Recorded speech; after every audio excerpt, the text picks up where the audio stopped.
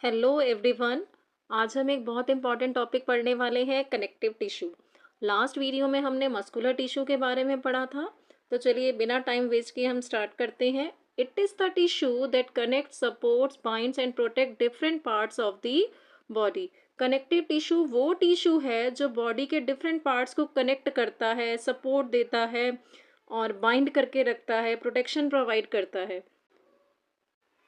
इनका एक special feature भी होता है बेटा, इंटरसेलुलर मैट्रिक्स। इंटरसेलुलर मैट्रिक्स क्या है? मतलब सेल्स के बीच का जो स्पेस है, सेल्स के बीच का जो स्पेस है, जिसमें क्या होते हैं, फाइबर्स होते हैं और जेली जैसा सब्सटेंस होता है इसमें। इसको हम क्या बोलते हैं, इंटरसेलुलर मैट्रिक्स। इसी मैट्रिक्स की वजह से कनेक्टिव टिश्यू जो है वो हार्ड भी हो सकते हैं और सॉफ्ट भी। अभी मैं डिटेल में बताऊंगी। यहाँ मैं कुछ बताती हूँ। देखो, जो इंटरसेलुलर मैट्रिक्स है, अगर मैट्रिक्स जेली लाइक होगा, जेली लाइक होगा तो बेटा टिश्यू कैसा होगा, सॉफ्ट होगा। अगर लिक्विड होगा ये मैट्रिक्स तो टिश्यू कैसा होगा, फ्लूइड बन जाता है। ठीक है। अगर ये मैट्रिक्स रिजिड होगा, हार्ड होगा, तो टिश्यू क्या बन जाता है, हार्ड होगा तो टिश्यू बन जाता है स्ट्रॉन्ग। ठीक है। अगर ये मैट्रिक्स हार्ड है तो टिश्यू स्ट्रांग बनेगा, अगर लिक्विड है तो फ्लूइड बनेगा, अगर जेली लाइक है तो टिश्यू सॉफ्ट बनेगा। यहाँ पढ़ते हैं आप।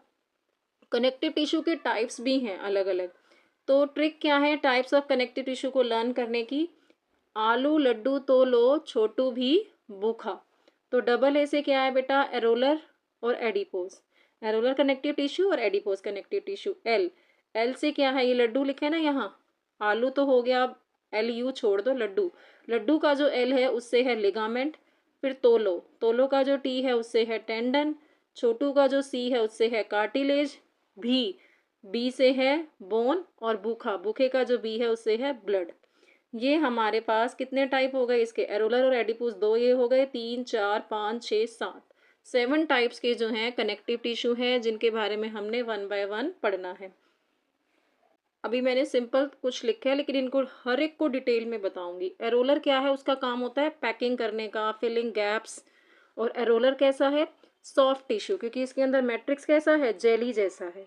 उसके बाद है एडिपोज, ये काम करता है फैट स्टोर करने का। फिर है टेंडन, टेंडन क्या करता है, मसल को बोन से कनेक्ट करके रखता है। लिगामेंट टिश्यू बोन को बोन से कनेक्ट करता है। कार्टिलेज फ्लेक्सिबिलिटी प्रोवाइड करता है। बोन, जो बोन कनेक्टिव टिश्यू है वो सपोर्ट देता है और प्रोटेक्शन का काम करता है। ब्लड क्या है, ब्लड जो है वो वाटरी होता है और फ्लूइड होता है, तो ब्लड का काम क्या है, ब्लड जो है वो ट्रांसपोर्टेशन का काम करता है। ठीक है। और बोन जो है वो क्या होती है, हार्ड और रिजिड, यानी कि ये स्ट्रॉन्ग टिश्यू बन गया। अगर इसका मैट्रिक्स क्या है, रिजिड है, हार्ड है, तो बोन कैसी बन गई, स्ट्रॉन्ग टिश्यू, तो सपोर्ट देगी और प्रोटेक्शन देगी। सॉफ्ट टिश्यू कौन से हैं, एरोलर और एडिपोज। सपोर्टिव टिश्यू हैं टेंडन, लिगामेंट, कार्टिलेज और बोन। और फ्लूइड टिश्यू है ब्लड। तो देखो, सॉफ्ट टिश्यू डबल ए, तो मैंने यहाँ डबल ए लिखा इधर। ठीक है। फिर टेंडन, लिगामेंट, कार्टिलेज और बोन को मैंने लिखा TLCB, इसको मैंने ऐसे लिखा डबल ए, फिर TL, टी ऊपर लिख लिया एल की जगह, TLCB। ठीक है। और ब्लड हो गया फिर बी, आप इसको ऐसे भी याद रख सकते हो, डबल ए, TLCB और बी। ठीक है। या डबल ए लिख लो और लिख लो TLCB का स्केयर, इस तरह से याद कर लो या इस ट्रिक से लर्न कर लो, जैसे भी आपको इजी लगे। इसका स्क्रीनशॉट ले लो बेटा। सबसे पहले हम पढ़ रहे हैं ब्लड के बारे में। ये कैसा है, लिक्विड और फ्लूइड कनेक्टिव टिश्यू है। ब्लड को हम लिक्विड कनेक्टिव टिश्यू या फ्लूइड कनेक्टिव टिश्यू क्यों बोलते हैं, क्योंकि ब्लड में क्या है, इसके अंदर सेल्स हैं और सेल्स किसके अंदर फ्लोट कर रही हैं, किसके अंदर तैर रही हैं, फ्लूइड के अंदर। ठीक है। इसलिए इसको हम बोलते हैं फ्लूइड कनेक्टिव टिश्यू या लिक्विड कनेक्टिव टिश्यू। ब्लड का क्या होता है, ब्लड के दो मेन पार्ट्स होते हैं, एक तो होता है उसका लिक्विड पार्ट, एक होता है उसका सॉलिड पार्ट। ठीक है।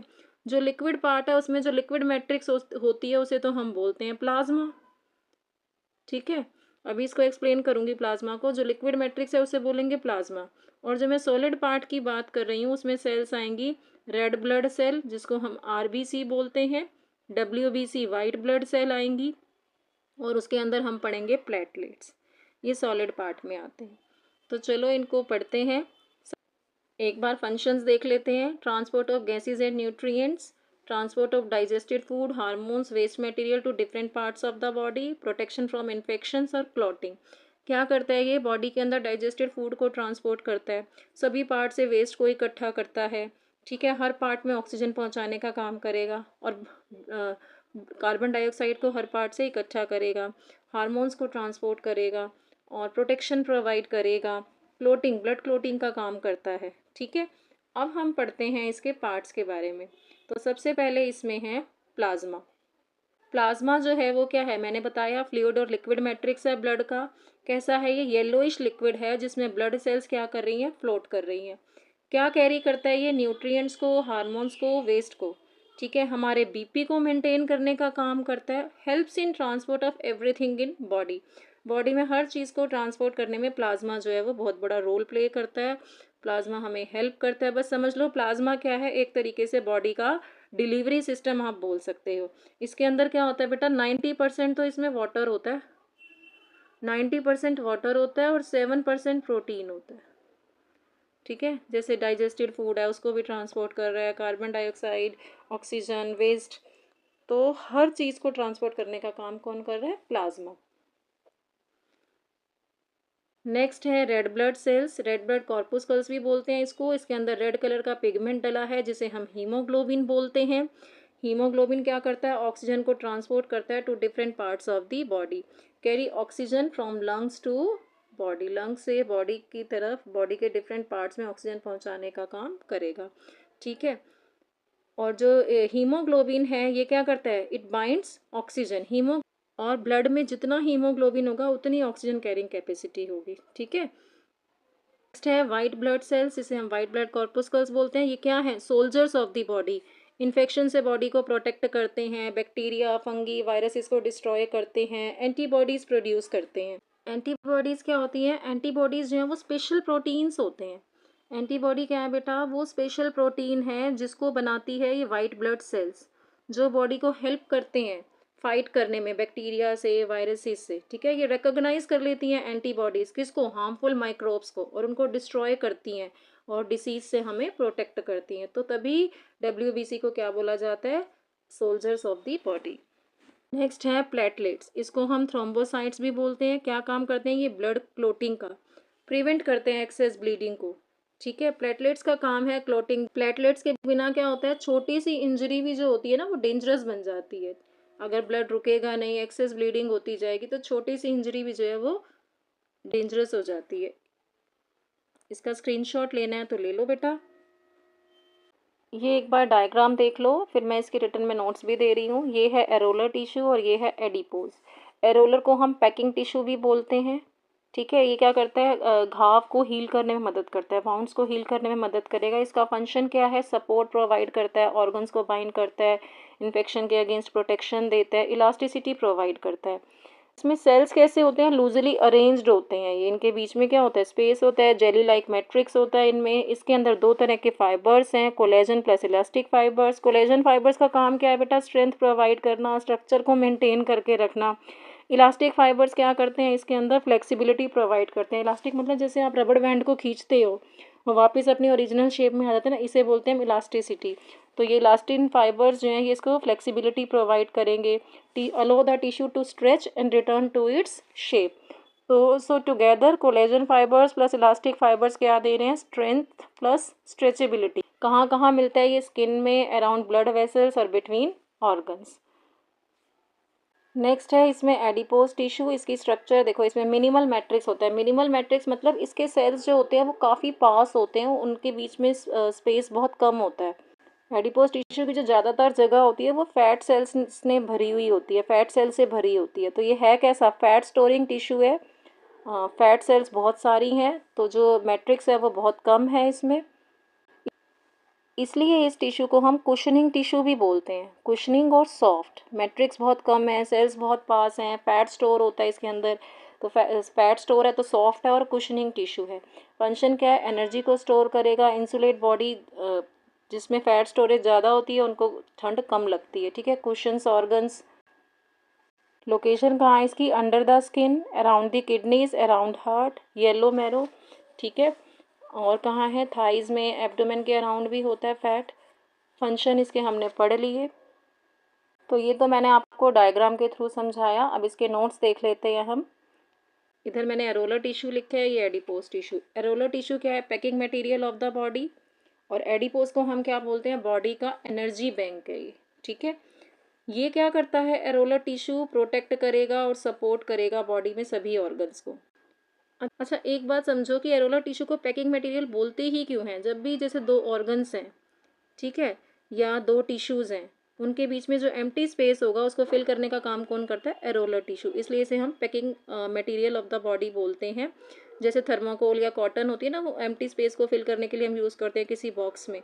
तो इसी तरीके से एरोलर टिश्यू को पैकिंग मटेरियल इसी कारण से बोला जाता है। अब उसके आगे क्या करता है? प्रोटेक्शन प्रोवाइड करता है, ऑर्गन्स को सपोर्ट देता है। इसके सेल्स जो हैं वो लूजली अरेंज्ड होते हैं। मैट्रिक्स कैसा होता है? Jelly like. Jelly like matrix होने के कारण ही ये टिश्यू जो है वो सॉफ्ट है, ठीक है।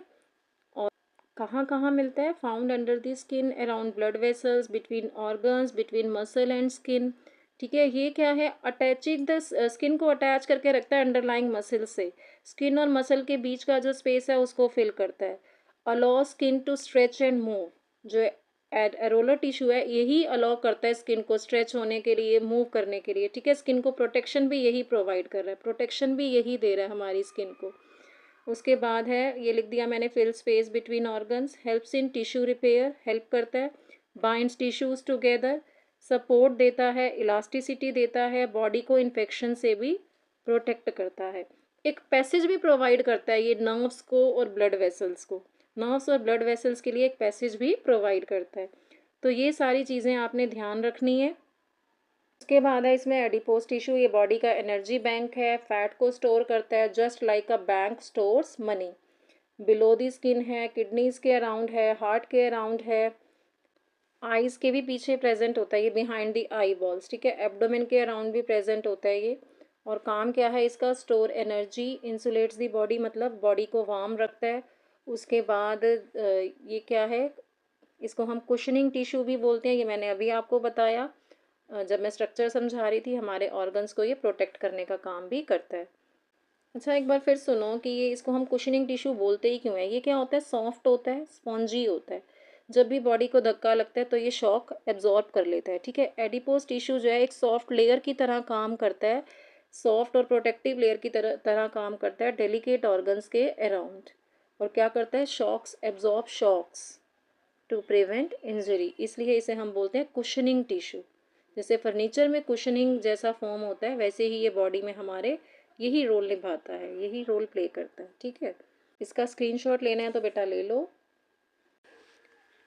वीडियो अच्छा लगा हो तो चैनल को लाइक एंड सब्सक्राइब ज़रूर करें, अपने फ्रेंड्स को शेयर करें। मिलते हैं नेक्स्ट वीडियो में जिसमें मैं आपको टेंडन, लिगामेंट, बोन और कार्टिलेज के बारे में पढ़ाऊँगी। Thank you for watching my video.